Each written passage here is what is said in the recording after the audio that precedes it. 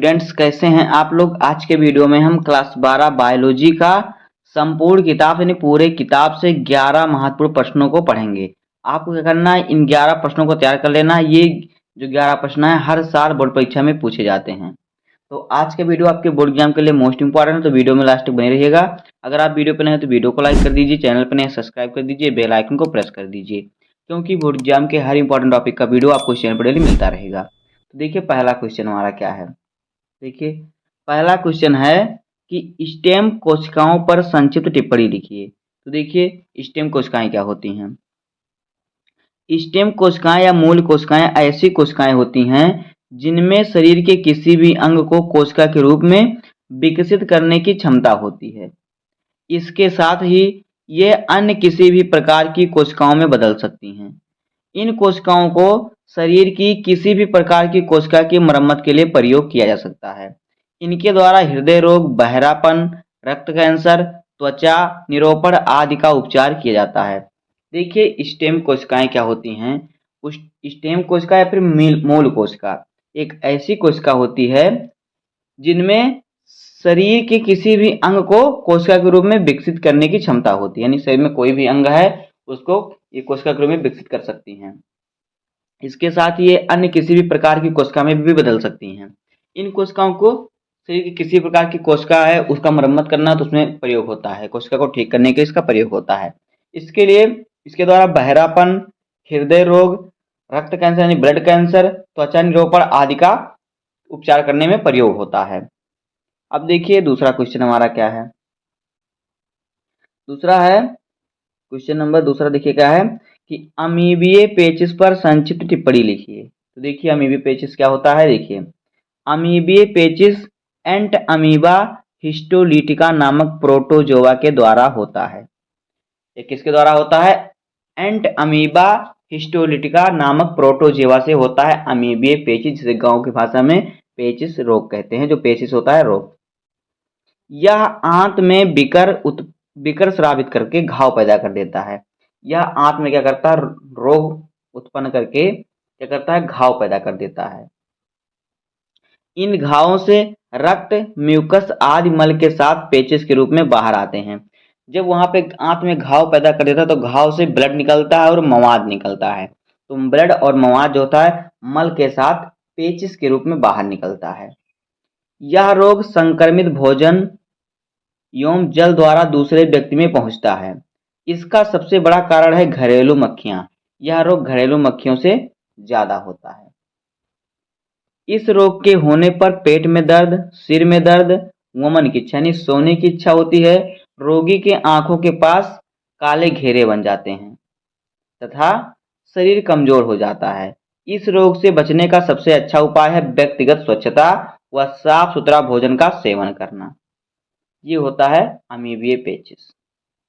अब देखिए अगला क्वेश्चन क्या है, क्वेश्चन नंबर तीसरा। तो तीसरा क्वेश्चन है कि हाथी पांव या फाइलेरियसिस पर संक्षिप्त टिप्पणी लिखिए। इसे फाइलेरिया कहते हैं गांव की भाषा में। तो देखिए क्या होता है, यह रोग क्यूलेक्स मच्छर के काटने से फैलता है।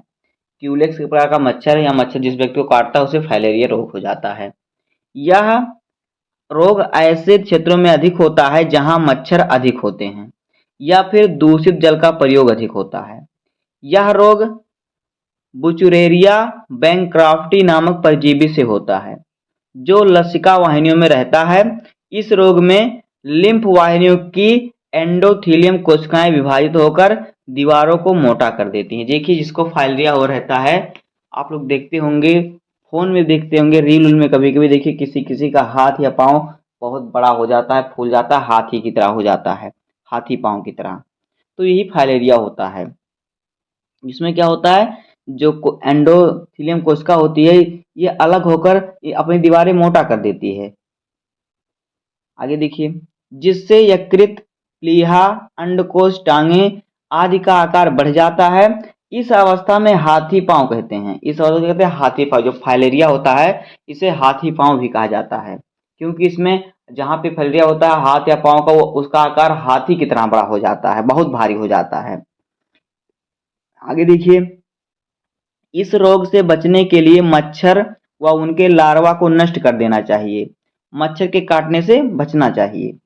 उसके बाद देखिए आ गया चौथा क्वेश्चन क्या है, यहाँ पे देखिए चौथा क्वेश्चन हमारा है कि बीटी फसल पर संक्षिप्त टिप्पणी लिखिए। तो देखिए बीटी फसल क्या होता है।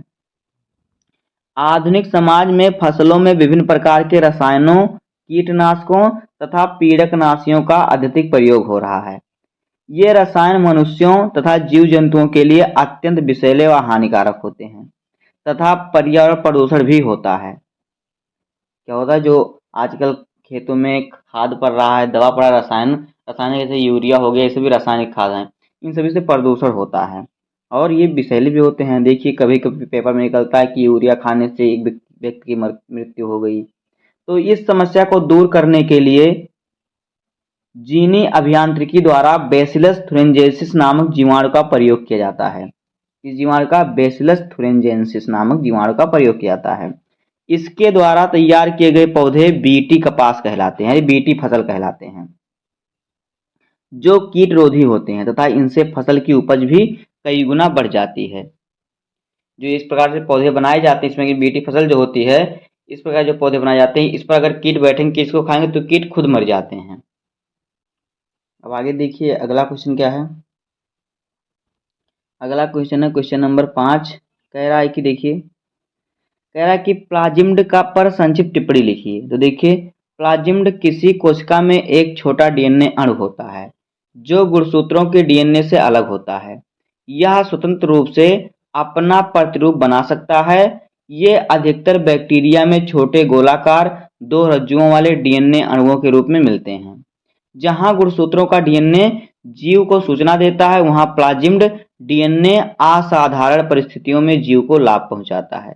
इतना लिखना है आपको इस क्वेश्चन का आंसर कि जो प्लाजिम्ड होता है किसी कोशिका में छोटा डीएनए अणु होता है जो गुणसूत्र को डीएनए से क्या गुणसूत्रों के डीएनए से क्या होता है, बिल्कुल अलग होता है।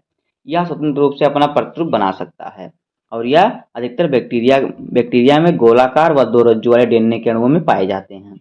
जहां गुणसूत्र डीएनए को सूचना देता है, वहां पे यह डीएनए को असाधारण परिस्थिति में लाभ पहुंचाता है। कहता है जब डीएनए असाधारण रूप में हो जाता है तो यह जीव को लाभ पहुंचाता है। अब देखिए अगला क्वेश्चन क्या है। 6वां क्वेश्चन है, देखिए क्या देखिए 6वां क्वेश्चन है कि जीन चिकित्सा पर संक्षिप्त टिप्पणी लिखिए। तो देखिए जीन चिकित्सा में किसी मनुष्य में उपस्थित दोषपूर्ण जीन को स्वस्थ व क्रियाशील जीन में बदला जाता है। जीन चिकित्सा द्वारा किसी बच्चे या भ्रूण में चिन्हित किए गए जीन के दोषों को सुधार किया जा सकता है। जैसे कि कोई बच्चा, कोई पिता है, पिता में कोई रोग है, वह रोग उसके बच्चों में भी होता है। तो देखिए अगर आप उस रोग को ठीक करना चाहते हैं, जो वंशागत रोग होता है, तो उसमें क्या होता है, जीन चिकित्सा द्वारा उसके जीन को सुधार की जा सकती है। लेकिन बच्चा जब भ्रूण के रूप में हो, तो जब वह माँ के पेट में होता है, तभी उसका सुधार होता है। इसमें रोग का उपचार करने के लिए स्वस्थ जीन को व्यक्ति की कोशिकाओं या ऊतकों में प्रवेश कराया जाता है, जो दोषपूर्ण जीन की क्षति पूर्ति करके उसके कार्यों को संपन्न करती है। आगे देखिए इसका पहला प्रयोग सन 1990 ईस्वी में एक 4 वर्षीय लड़की में किया गया था। अब आगे देखिए अगला क्वेश्चन आ गया क्वेश्चन नंबर 7। देखिए क्या है, कह रहा है कि परजीविता पर संक्षिप्त टिप्पणी लिखिए। तो देखिए परजीविता एक ऐसी पारस्परिक क्रिया है जिसमें एक जीव को लाभ होता है तथा दूसरे जीव को हानि होता है। इस प्रकार के सजीव अपना पोषण प्राप्त करने के लिए दूसरे जीव पर आश्रित रहते हैं, जैसे अमरबेल व किसी पौधे के बीच संबंध। देखिए परजीविता क्या होता है। परजीविता एक ऐसी क्रिया है जिसमें एक जीव को लाभ होता है तथा दूसरे जीव को क्या होता है, हानि होता है। इस प्रकार के सजीव अपना पोषण प्राप्त करने के लिए दूसरे सजीव पर आधारित होते हैं। यानी जैसे कि देखिए अमरबेल जो जो बेल जैसे कहते हैं बंवर, गांव में जो बंवर का पौधा होता है किसी पेड़ के सहारे ही चढ़ता है। कोई पेड़ रहता है और जो बेर का पौधा होता है, अब इसके सहारे इस पे से चढ़ेगा जिससे वो अपना पोषण की पूर्ति करेगा। तो इसमें क्या हो रहा है, देखिए इसमें अमर बेल को तो लाभ हो रहा है, लेकिन जो पौधा जो पेड़ है उसको इससे हानि हो रही है। अब देखिए अगला क्या है। अगला क्वेश्चन है क्वेश्चन नंबर 8।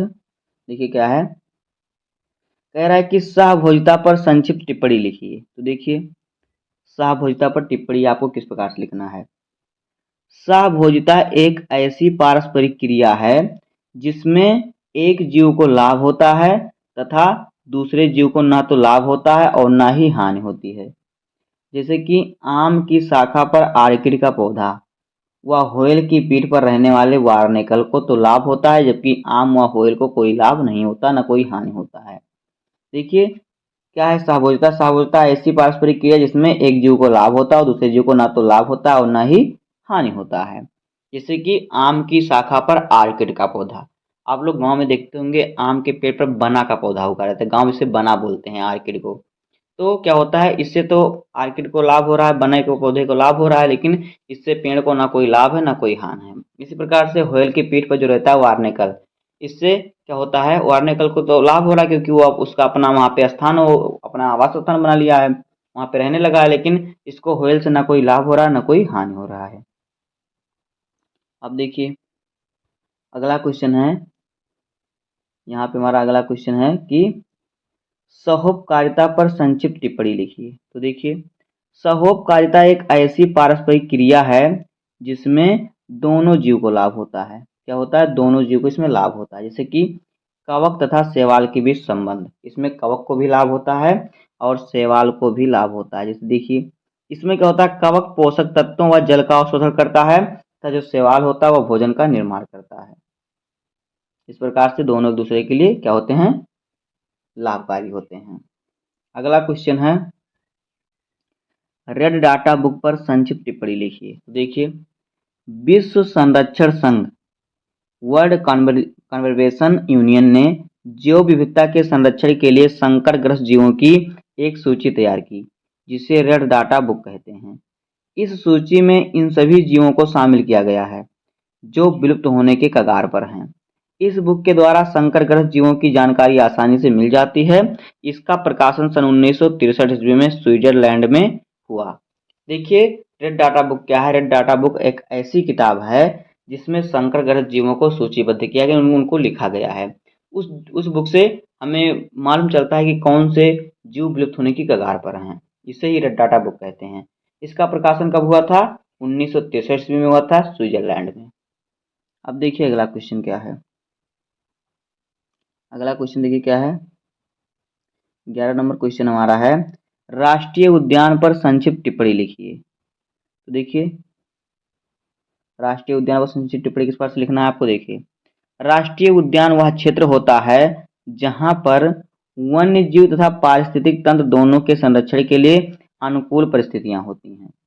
इन क्षेत्रों में मानवीय हस्तक्षेप जैसे कि लकड़ी काटना, शिकार करना आदि पर रोक लगा होता है।